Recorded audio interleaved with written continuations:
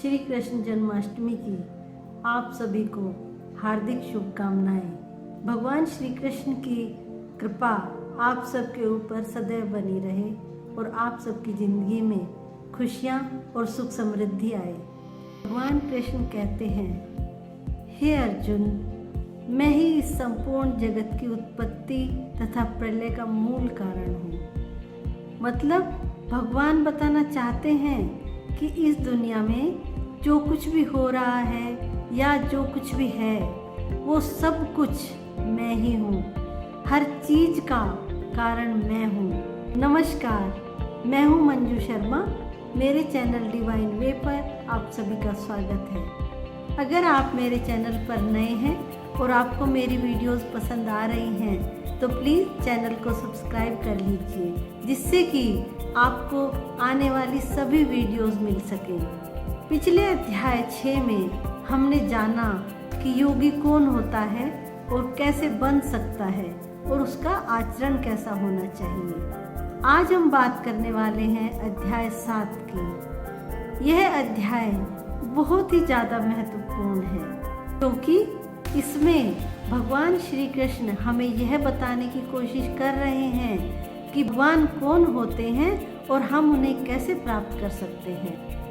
तो आइए शुरू करते हैं आज का अध्याय।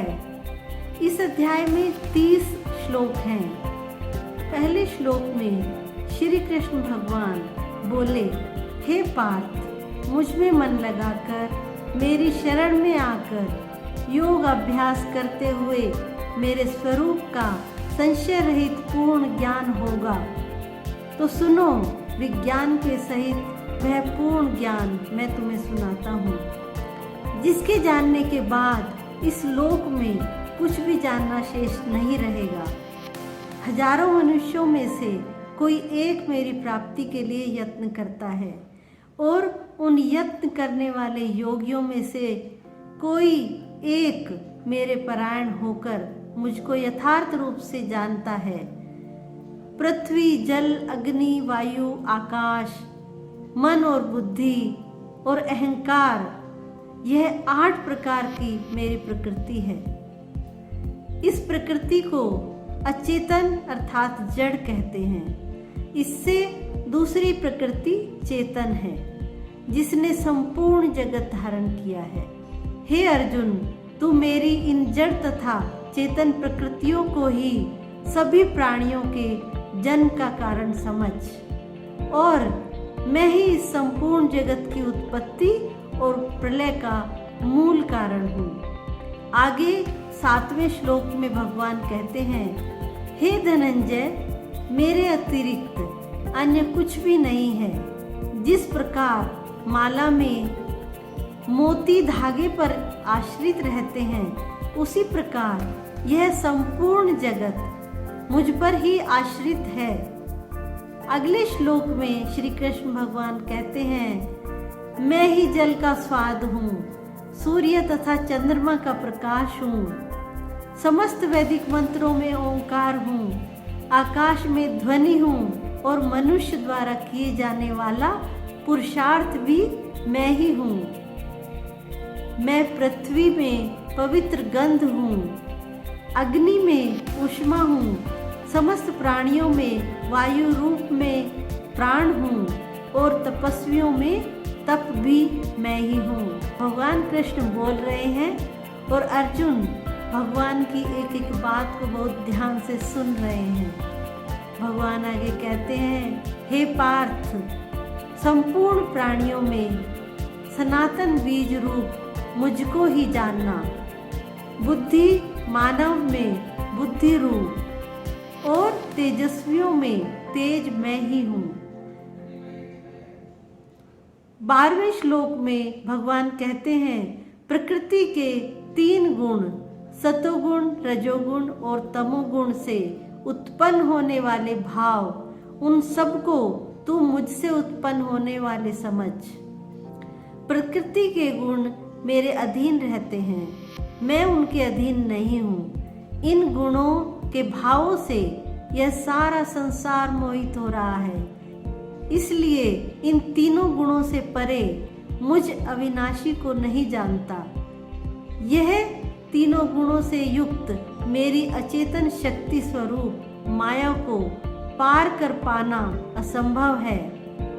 परंतु जो मनुष्य मेरे शरणागत हो जाते हैं वह मेरी इस माया को आसानी से पार कर जाते हैं। माया द्वारा जिनका ज्ञान मर चुका है, ऐसे असुर स्वभाव को धारण किए हुए मनुष्यों में नीच दूषित कर्म करने वाले मूढ़ लोग मुझको नहीं भजते।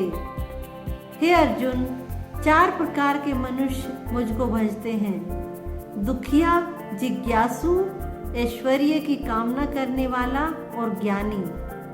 जिनमें ज्ञानी सदा मुझ में एकाग्रचित और मेरी शरण में रहने वाला है, क्योंकि मैं ज्ञानी को अत्यंत प्रिय हूँ और वह मुझको प्रिय है। वैसे तो यह सभी भक्त अच्छे हैं, लेकिन ज्ञानी तो मेरी आत्मा है। 21वें श्लोक में श्री भगवान बोलते हैं, जैसे ही कोई भक्त जिन देवी देवताओं के स्वरूप को श्रद्धा से पूजने की इच्छा करता है, मैं उसकी श्रद्धा को उन्हीं देवी देवताओं के प्रति स्थिर कर देता हूँ। वह भक्त सांसारिक सुख की कामनाओं से श्रद्धा से युक्त होकर उन देवी देवताओं की पूजा आराधना करते हैं और उनकी कामनाएं भी पूर्ण होती हैं, किंतु वास्तव में यह सभी इच्छाएं मेरे द्वारा ही पूरी की जाती हैं।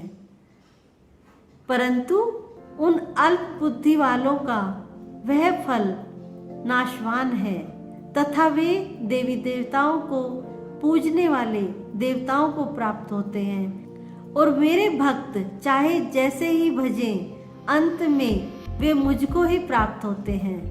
बुद्धिहीन मनुष्य मुझ प्रकट परमात्मा को मनुष्य की तरह जन्म लेने वाला समझते हैं, इसलिए वह मेरे सर्वश्रेष्ठ अविनाशी स्वरूप के परम प्रभाव को नहीं समझ पाते।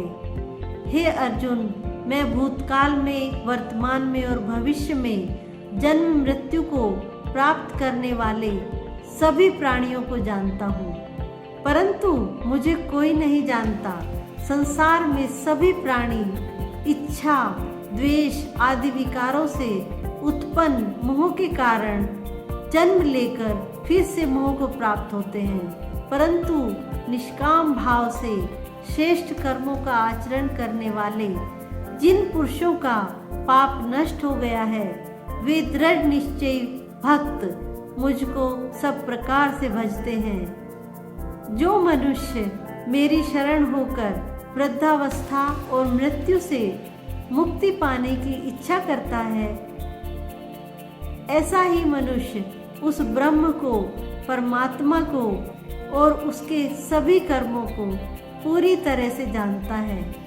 अंतिम श्लोक में श्री भगवान कहते हैं, जो भूत, भविष्य और वर्तमान इन सब में व्यापक मुझे जान जाते हैं, वह समाधिष्ट पुरुष मरण काल में भी मुझको जानते हैं।